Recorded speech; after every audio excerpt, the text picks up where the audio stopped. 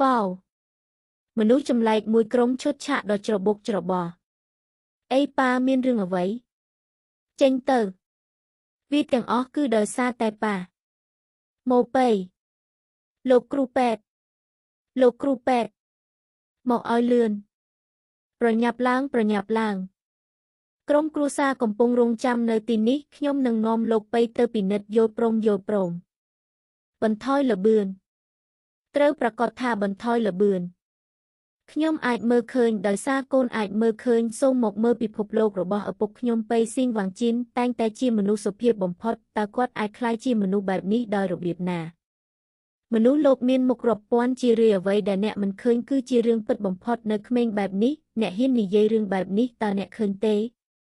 គ្រូសាប៉ៃមិនស្វាគមន៍អ្នកឥឡូវនេះទេដូច្នេះអ្នកត្រឡប់ទៅកន្លែងដែលអ្នកមកពីកុំដើរចូលក្នុងគ្រួសារប៉ៃទៀតអីតើនេះជាគំនិតរបស់អ្នកឬគំនិតរបស់ឪពុកខ្ញុំគំនិតរបស់ម្ដាយខ្ញុំគឺជាគំនិតរបស់ឪពុកខ្ញុំបន្ទាប់ពីរយៈពេលជាច្រើនឆ្នាំមកនេះអ្នកមិនយល់ទេចាប់តាំងពីម្ដាយខ្ញុំចាក់ចេញទៅខ្ញុំតែងតែចាត់ទុកអ្នកដូចជាម្ដាយរបស់ខ្ញុំហេតុអ្វីបានជាមានការផ្លាស់ប្ដូរនេះវាសាមញ្ញណាស់ពីព្រោះអ្នកមិនបានកើតចេញពីពោះរបស់ខ្ញុំទេខ្ញុំមិនអាចធ្វើជាម្ដាយបង្កើតរបស់អ្នកបានទេដូច្នេះខ្ញុំត្រូវតែបណ្ដេញអ្នកចេញពីគ្រួសារភីដើម្បីឲ្យកូនប្រុសរបស់ខ្ញុំអាចទទួលមរតកអាជីវកម្មគ្រួសារភីដូច្នេះនេះជារបៀបដែលខ្ញុំខ្លាចជាអ្នកមាននិងមានអំណាចមែនទេនោះមិនធ្វើឲ្យខ្ញុំខ្លាចជាចៅវាយទេរងចាំបន្តិចសិនរឿងនេះមិនទាន់ចប់ទេអ្នកមិនដឹងទេជារៀងរាល់ឆ្នាំក្នុងអំឡុងពេលថ្ងៃឈប់សម្រាកអំណោយទាំងអស់ដែលអ្នកបានឲ្យប៉ាត្រូវបានម្ដាយរបស់ខ្ញុំផ្ដល់ឲ្យគាត់ក្នុងនាមខ្ញុំដូច្នេះក្នុងរយៈពេលប៉ុន្មានឆ្នាំចុងក្រោយនេះអ្នកពិតជាគ្មានវត្តមាននៅក្នុងក្រសែភ្នែករបស់ប៉ាទេលើសពីនេះអ្នកមានផ្ទៃពោះហើយមានចិត្តមិនស្ថិតស្ថេរ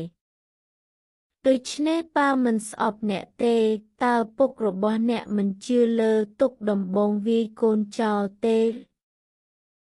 នេះសំនឹងខ្ញុំយ៉ាងល្អឥតខ្ចោះខ្ញុំនឹងប្រើដំបងរបស់គាត់ដើម្បីបណ្ដេញអ្នកចេញពីគ្រួសារភីទាំងស្រុងឪពុករបស់អ្នកពិតជាគួរឲ្យអាណិតណាស់ភីហងចូលបន្ទោសវាទៅលើសំណាងអាក្រក់របស់អ្នកដែលអ្នកបានវាយម្ដាយនិងឪពុករបស់អ្នកប៉ាតែងតែមិនពេញចិត្តនឹងអ្នកប៉ុន្តែវាល្អដែលម្ដាយរបស់អ្នកបានស្លាប់បើមិនដូច្នោះទេ